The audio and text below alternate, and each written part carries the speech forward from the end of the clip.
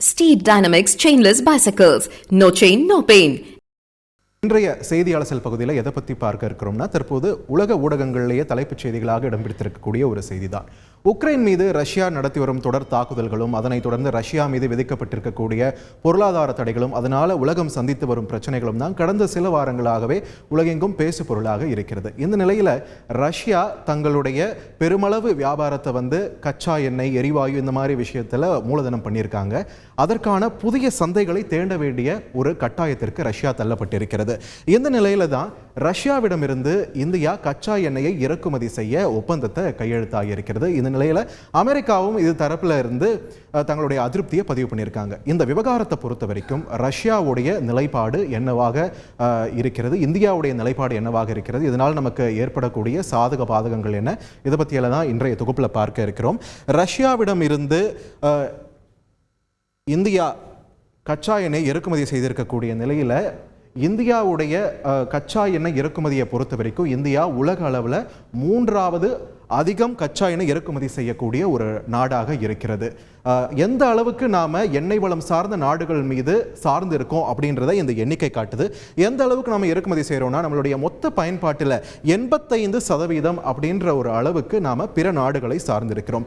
எந்தெந்த நாடுகள் கிட்ட இருந்து அதிகமா நாம கச்சா எண்ணெய் இறக்குமதி பண்றோம்னு பார்த்தோம்னா, ஈராக்கிடமிருந்து 23%, சவுதி அரேபியாவிடமிருந்து 18%, ஐக்கிய அரபு அமீரக நாடுகளிலிருந்து 11%, அமெரிக்காவிடமிருந்து 7.3% அப்படின்ற அளவில் நம்ம கச்சா எண்ணெய் இறக்குமதி பண்ணிட்டு இருக்கோம். இந்த 4 நாடுகள் தான் நம்ம அதிகபட்சமாக இந்த கச்சா எண்ணெய், எரிபொருள், இது வர்த்தக உறவை அதிக அளவில் மெயின்டைன் பண்ற நாடுகளாக இருக்கிறது.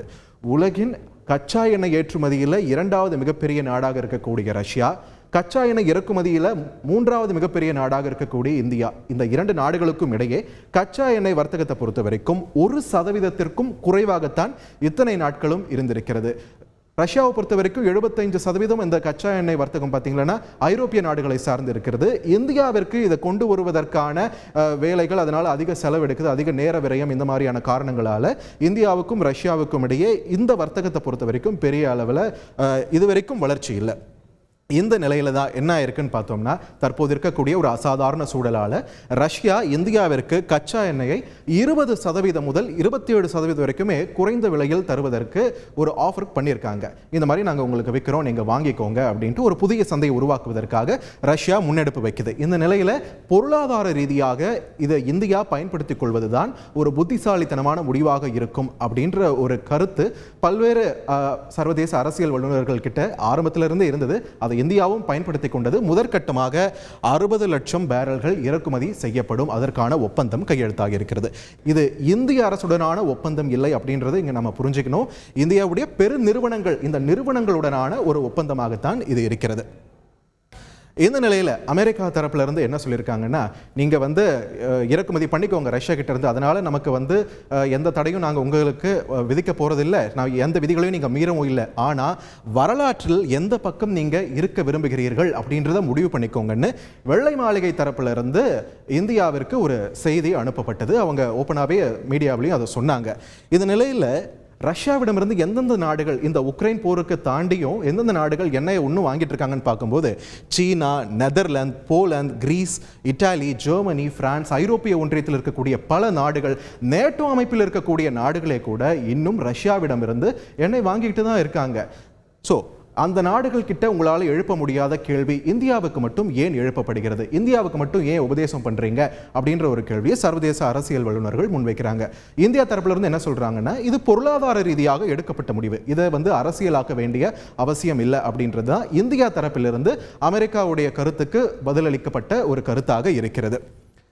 இந்த நிலையில் நமக்கு முக்கியமாக நாம பார்க்க வேண்டிய ஒரு விஷயம் என்னன்னா, இதை புவிசார் அரசியல் இதெல்லாம் விடுங்க, நமக்கு பெட்ரோல் டீசல் விலை நமக்கு இதனால் ஏதாவது குறையுமா, குறைந்த விலைக்கு ரஷ்யா தராங்களே அப்படின்னு கேட்கும்போது, நம்மளுடைய ஒரு நாள் பயன்பாடு எந்த அளவில் இருக்கு கச்சா எண்ணெய் பார்த்தோம்னா 51.5 லட்சம் பேரல்கள் அப்படின்ற அளவுக்கு நம்மளுடைய ஒரு நாள் பயன்பாடு இருக்கு.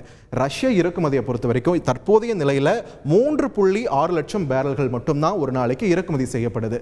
இது சராசரியா பார்க்கும்போது 2 லட்சம் பேரல்கள் அப்படின்ற அளவுக்கு குறையும்னு சொல்லப்படுது. அதாவது நம்மளுடைய மொத்த பயன்பாடு, ஒரு நாள் பயன்பாடுல 5% அளவு கூட வராது அப்படின்ற நிலையில நம்மளுடைய பெட்ரோல் டீசல் விலையை இதனால குறையுமா அப்படின்னா அது ஒரு பெரிய கேள்விக்குறி தான். வேணும்னா அந்த விலை ஏறாம ஒரு சமநிலையில வைத்திருக்க வேணா ஓரளவுக்கு உதவி புரியும் அப்படின்ட்டு தான் சொல்லப்படுது.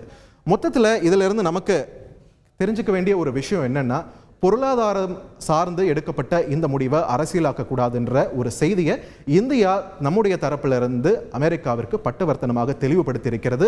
இதனால இந்தியா, அமெரிக்கா, ஜப்பான், ஆஸ்திரேலியா போன்ற நாடுகள் இணையாக இருக்கக்கூடிய குவாடுக்கும் எந்த பாதிப்பும் வராது அப்படின்ற ஒரு நிலைப்பாடு தான் தற்போதைய நிலையில் இருக்கிறது. இதனால் அடுத்தடுத்து நமக்கு ரஷ்யாவுக்கும் இந்தியாவுக்கும் இடையேயான இந்த ஒப்பந்தங்கள் வர்த்தக ரீதியாக நம்ம ஏற்கனவே பாதுகாப்பு துறையில் ஒரு பலமான கூட்டணியாக இருக்கிறோம். இந்த எரிபொருள் துறையிலையும் கச்சா எண்ணெய் வர்த்தகத்திலையும் எந்த அளவுக்கு நாம பிற்காலத்தில் இன்னும் வளர போறோம் அப்படின்றத நம்ம பொறுத்திருந்து தான் பார்க்க வேண்டும். Steed Dynamics chainless bicycles. No chain, no pain.